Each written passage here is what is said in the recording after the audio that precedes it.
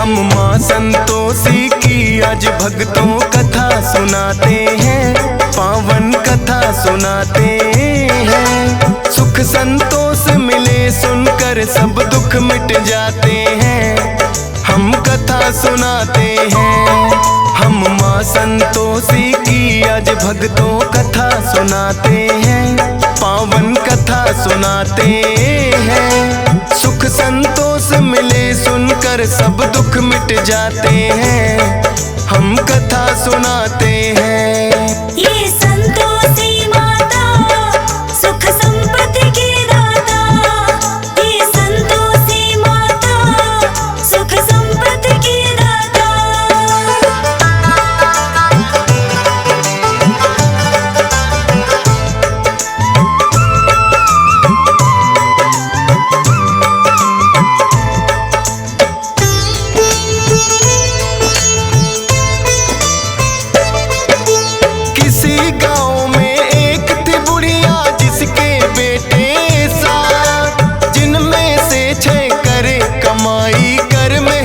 दिन रात लेकिन छोटा पुत्र कुछ भी ना करता था काम, हरदम घर में पड़ा रहे दिन रात करे आराम। लेकिन माता ठीक समय पर देती सबको खाना, करती है माँ प्यार मुझे ये था उसने माना।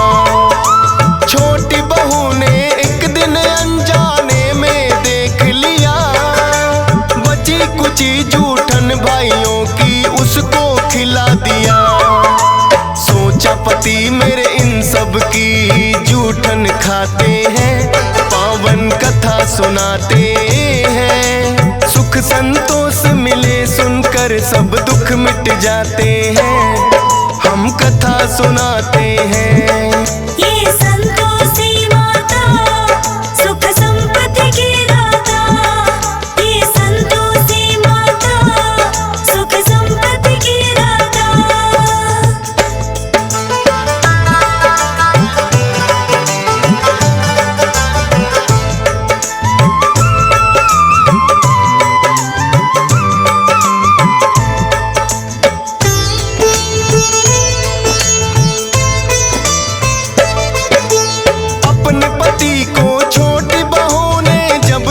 बतलाया माँ की इस हरकत पे उसको यकीन नहीं आया। बोला अपनी आंखों से जब तक ना देखूंगा, झूठ है बात तुम्हारी या सच कैसे मानूंगा। पतली चादर ओढ़ के फिर वो गया था घर में ले, माता क्या करती है वो चुपचाप रहा था दे।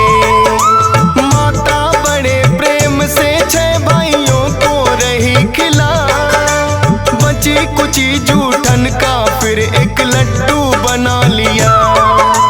खाने को उसे दिया है जब भाई चले जाते हैं, पावन कथा सुनाते हैं। सुख संतोष मिले सुनकर सब दुख मिट जाते हैं, हम कथा सुनाते हैं। ये संतोषी माता सुख संपत्ति की दाता, ये संतोषी माता सुख संपत्ति की दाता।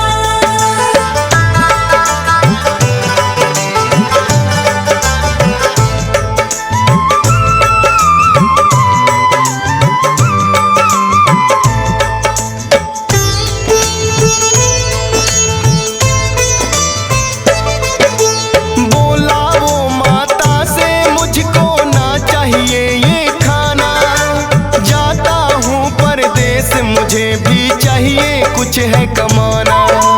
बात पोटली कपड़ों की जब वो जाने लगा, हो करके मायूस है उसकी पत्नी ने देखा।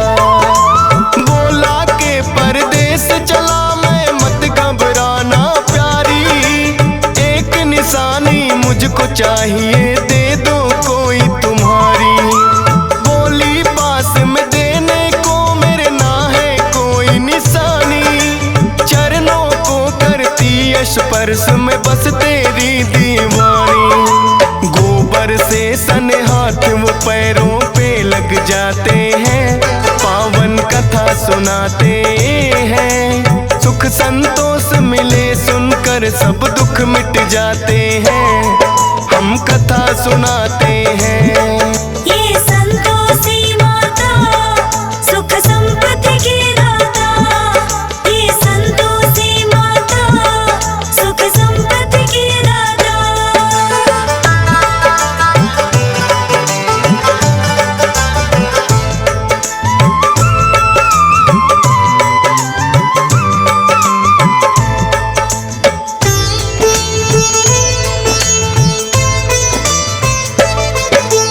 करने लगा नौकरी जाकर साहूकार के पास, लेकिन घर में पत्नी उसकी रहने लगी उदास, क्योंकि उसकी सास के उस पे बढ़ गए अत्याचार। बात बात पे डांट पड़े और पड़ती है कभी मार, सहती रही वो जुल्म सास की, करती क्या बेचारी। नहीं पति सुध लेने वाला थी उसकी लाचारी। रोज लकड़ियां लेने को जंगल में जाती थी, भूसे की रोटी लेकिन उसे सास खिलाती थी। देखे राह पति की लौट के कब वो आते हैं, पावन कथा सुनाते हैं। सुख संतोष मिले सुनकर सब दुख मिट जाते हैं, हम कथा सुनाते हैं। ये संतोषी माता सुख संपत्ति की दाता, ये संतोषी माता सुख संपत्ति की दाता।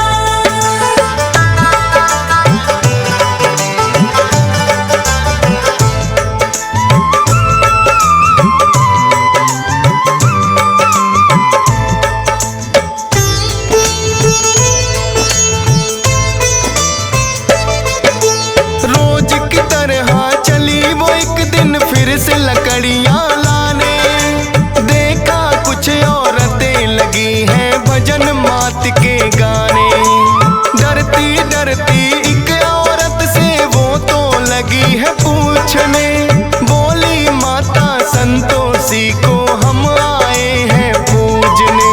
माता संतोषी के किए हैं 16 शुक्रवार, करना है उद्यापन व्रत का हमको तो इस बार। 16 शुक्रवार व्रत जो माता के करती, मनोकामना हो पूर्ण माँ झोली है भरती।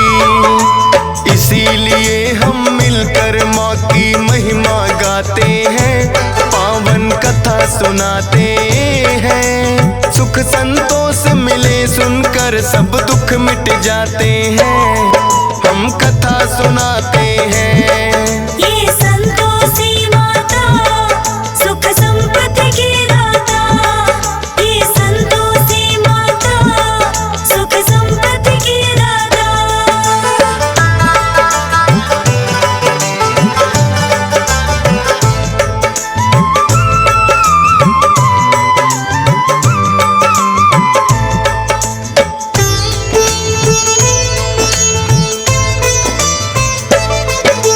सुनकर उसकी बातें उसने मन में प्रण लिया, 16 शुक्रवार करूंगी मैं भी तेरी माँ।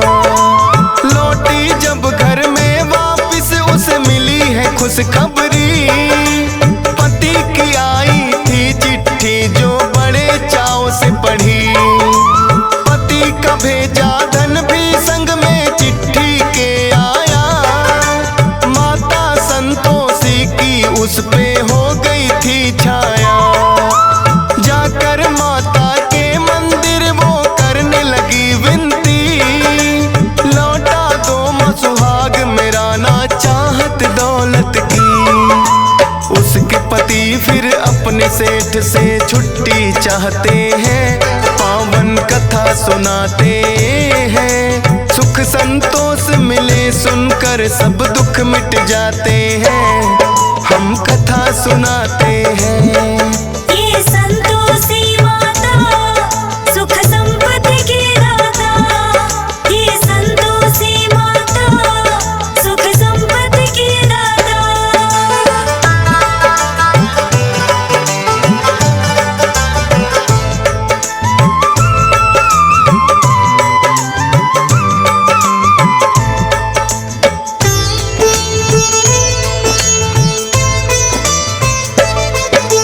माता की कृपा से सेठ का बढ़ने लगा व्यापार, होने को फिर आए पूरे 16 शुक्रवार। धन और दौलत दे के सेठ ने उसको किया विदा, आकर के जंगल में फिर वो पत्नी से है मिला। देखी हालत जब पत्नी की हुआ बड़ा अफसोस, लेकिन करता भी क्या समझा है किस्मत का दोष। अगले दिन ही पड़ता था 16वां शुक्रवार, व्रत का करने उद्यापन वो दोनों हुए तैयार। धूमधाम से व्रत उद्यापन वो करवाते हैं, पावन कथा सुनाते हैं। सुख संतोष मिले सुनकर सब दुख मिट जाते हैं, हम कथा सुनाते हैं। ये संतोषी माता सुख संपत्ति की दाता, ये संतोषी माता सुख संपत्ति की दाता।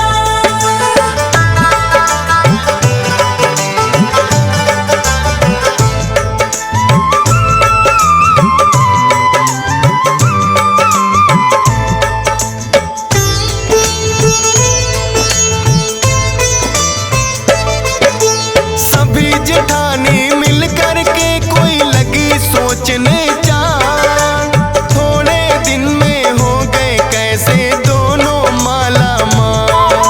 व्रत उद्यापन इन दोनों का पड़े भंग करवाना, बेटे को वो बोली दक्षिणा लेके खटाई खाना। जलन भावना से है उन्होंने कर दी चतुराई, माता के भंडारे में भी मिला दी सबने खटाई। माता संतोषी ने फिर तो ऐसा कोप किया, हाथ पैर उनके हुए टेढ़े मार गया लकवा। दोनों माता संतोषी से माफी चाहते हैं, पावन कथा सुनाते हैं। सुख संतोष मिले सुनकर सब दुख मिट जाते हैं, हम कथा सुनाते हैं। ये संतोषी माता सुख संपत्ति की दाता, ये संतोषी माता सुख संपत्ति की दाता।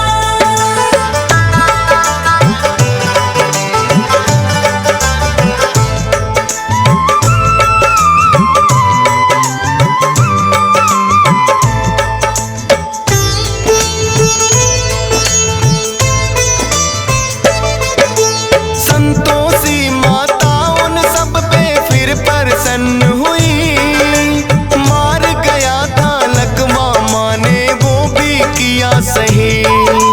व्रत उद्यापन बड़े चाव से मिलकर सबने किया, सारे ही परिवार पे हो गई माँ की फिर से दया।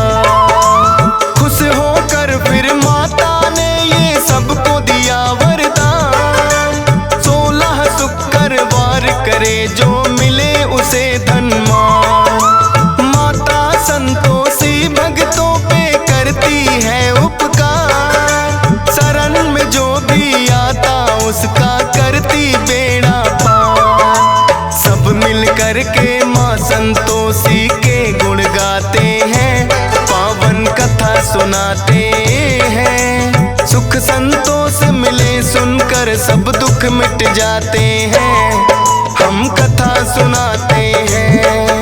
ये संतोषी माता सुख संपत्ति की दाता, ये संतोषी माता सुख संपत्ति की दाता।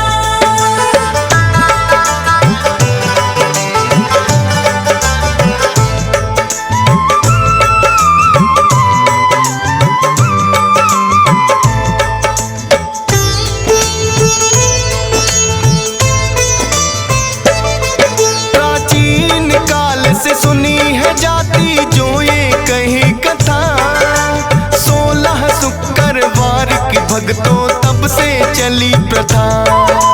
गुड़ और चने का भोग मात को लगाया जाता है, वही प्रसाद तो भक्तों में बंटवाया जाता है। चरणों में तेरे करता विनती हंसराज रिलहन, सुबह शाम करता माता के चरणों में वंदन। मिलता है संतोष सब्र माँ जिसका रखती ख्याल, कृपा रहे तुम्हारी तो गाता रहे डीएस पाल।